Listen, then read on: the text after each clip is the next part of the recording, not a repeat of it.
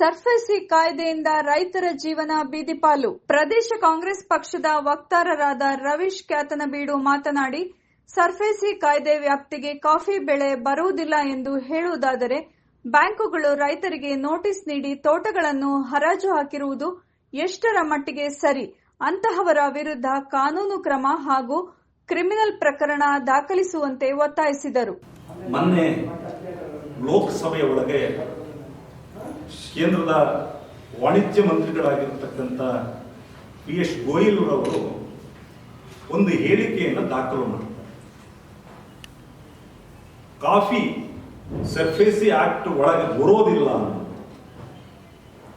ಅಂದ್ರೆ ಕಾಫಿ ಬೆಳೆಯು ಆರ್ಥಿಕ ಸ್ವತ್ತುಗಳ ಸ್ಥಿತಿವೀಕರಣ ಪುನರ್ರಚನೆ ಮತ್ತು ಭದ್ರತಾ ಹಿತಾಸಕ್ತಿ ಕಾಯ್ದೆಯ ವ್ಯಾಪ್ತಿಗೆ ಬರೋದಿಲ್ಲ, ಅಂದ್ರೆ ಸರ್ಫೇಸಿ ಆಕ್ಟಿಗೆ ಬರೋದಿಲ್ಲ ಅನ್ನುವಂಥ ಮಾತನ್ನ ಅವರು ಹೇಳೋದ್ರ ಮೂಲಕ ಅದನ್ನು ಲಿಖಿತ ರೂಪದಲ್ಲಿ ದಾಖಲು ಮಾಡಿದ್ದಾರೆ.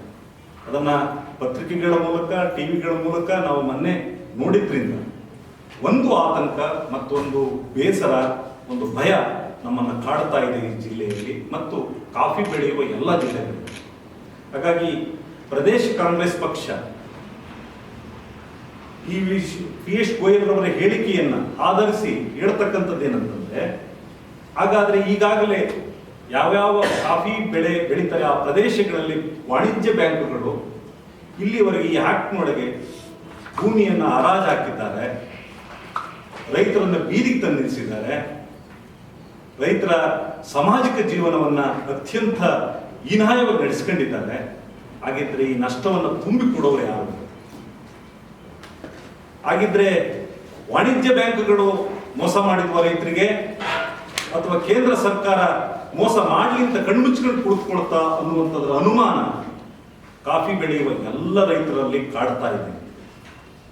ಒಂದು ಪ್ರದೇಶ ಕಾಂಗ್ರೆಸ್ ಒತ್ತಾಯ ಮಾಡ್ತದೆ, ಕಾನೂನು ಇಲ್ಲದೆ ಇದ್ರೆ ಬ್ಯಾಂಕುಗಳು ಯಾಕೆ ಈ ಕಾನೂನನ್ನು ದುರುಪಯೋಗ ಪಡಿಸಿಕೊಂಡ್ರು ಅನ್ನುವಂಥ ಅನುಮಾನ ನಮ್ಮನ್ನು ಕಾಡ್ತಾ ಇದೆ. ಕಾನೂನು ಇಲ್ಲದೆ ಇಂಥ ಕಾನೂನನ್ನು ದುರ್ಬಳಕೆ ಮಾಡಿಕೊಂಡಿದ್ದಾರೆ. ಯಾವ ಬ್ಯಾಂಕ್ಗಳ ಮುಖ್ಯಸ್ಥರು ಇದನ್ನು ದುರುಪಯೋಗ ಮಾಡಿಕೊಂಡಿದ್ದಾರೆ, ಅವ್ರ ಮೇಲೆ ಕಠಿಣವಾದಂಥ ಕಾನೂನು ಕ್ರಮವನ್ನು ನಿರ್ದಾಕ್ಷಿಣ್ಯವಾಗಿ ಕೇಂದ್ರ ಸರ್ಕಾರ ತೆಗೆದುಕೊಳ್ಳಬೇಕು ಅಂತ ನಾವು ಒತ್ತಾಯ ಮಾಡ್ತೀವಿ. ಸುದ್ದಿಗೋಷ್ಠಿಯನ್ನು ಉದ್ದೇಶಿಸಿ ಮಾತನಾಡಿದ ಅವರು, ಉಡುಪಿ ಚಿಕ್ಕಮಗಳೂರು ಲೋಕಸಭಾ ಕ್ಷೇತ್ರದ ಸದಸ್ಯರು ಸರ್ಫೇಸಿ ಕಾಯ್ದೆ ಬಗ್ಗೆ ಇಲ್ಲಿಯವರೆಗೂ ಚರ್ಚಿಸಿಲ್ಲ.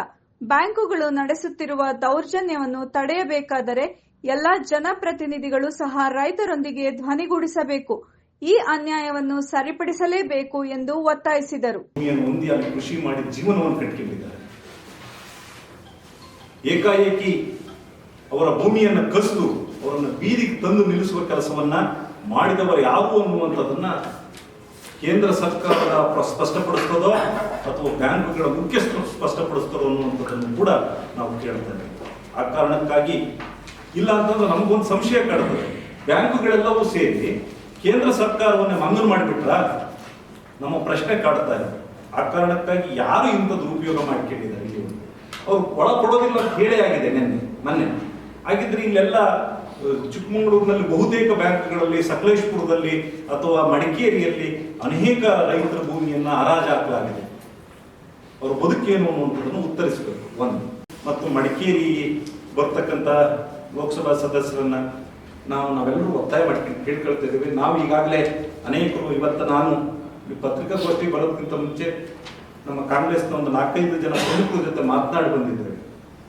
ಈ ವಿಷಯ ಜಿಲ್ಲಾಧಿಕಾರಿಗಳ ಜೊತೆ ನಾವು ಮಾತನಾಡ್ತೇವೆ. ಇಲ್ಲಿ ಯಾವ್ಯಾವ ನಮ್ಮಲ್ಲಿ ಇರ್ತಕ್ಕಂಥವ್ರು, ಮೊನ್ನೆ ದೇವರಾಜ್ ಅವರು ಇವತ್ತು ಮಾತನಾಡ್ತಿದ್ರು, ಹಾಸನಲ್ಲಿ ಅಲ್ಲಿನ ಜಿಲ್ಲಾಧಿಕಾರಿಗಳ ಜೊತೆ ಮಾತಾಡೋಣ ಅಂತ ಮಾತಾಡ್ಕೊಂಡಿದ್ದೇವೆ. ಯಾಕೆಂತಂದ್ರೆ ನೋಟಿಸ್ ಬೋರ್ಡಿಗೆ ಕನಿಷ್ಠ ಪಕ್ಷ ಯಾವ್ಯಾವ ಕಾನೂನು ಅಭಿವೃದ್ಧಿಗಾಗಿ ತೆಗೆದುಕೊಳ್ಳುವ ಸಾಲಕ್ಕೆ ವ್ಯಾಪ್ತಿ ಒಳಪಡುತ್ತದೆ ಅಂತ ಹೇಳಿ ಬ್ಯಾಂಕ್ನವರು ಒಂದು ನೋಟಿಸ್ ಬೋರ್ಡ್ ಹಾಕಬೇಕು.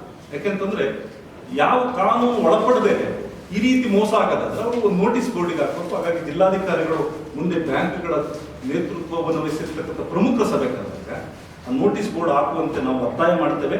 ಅದನ್ನ ಕೂಡ ನಾವು ಜಿಲ್ಲಾಧಿಕಾರಿಗಳ ಜೊತೆ ಚರ್ಚಿಸ್ತೇವೆ ಅನ್ನುವಂತ ಮಾತನ್ನು ಹೇಳ್ತಾರೆ. ಸುದ್ದಿಗೋಷ್ಠಿಯಲ್ಲಿ ಮೂಡಿಗೆರೆ ಕ್ಷೇತ್ರದ ಮಾಜಿ ಶಾಸಕರಾದ ಎಂಪಿ ಕುಮಾರಸ್ವಾಮಿ, ನಟರಾಜ್ ಎಸ್ ಕೊಪ್ಪಲು, ಶ್ರೀನಿವಾಸ್ ದೇವಾಂಗ, ಸಂತೋಷ್ ಲಕ್ಯ, ಕಾಂತರಾಜ್ ಅರಸ್, ವಿಜಯ್ ಕುಮಾರ್, ನಿಜಗುಣಮೂರ್ತಿ ಉಪಸ್ಥಿತರಿದ್ದರು.